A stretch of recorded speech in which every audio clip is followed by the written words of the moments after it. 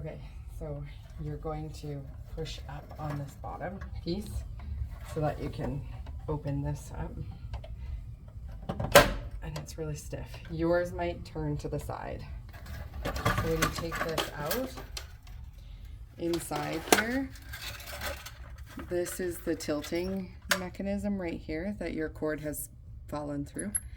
And this looks different to the old one, but you're gonna need to take your string that's loose here, feed it up through there, and just look at your other cord, look at the other cord spool on how it's sitting, and then just feed it through and lock it back in.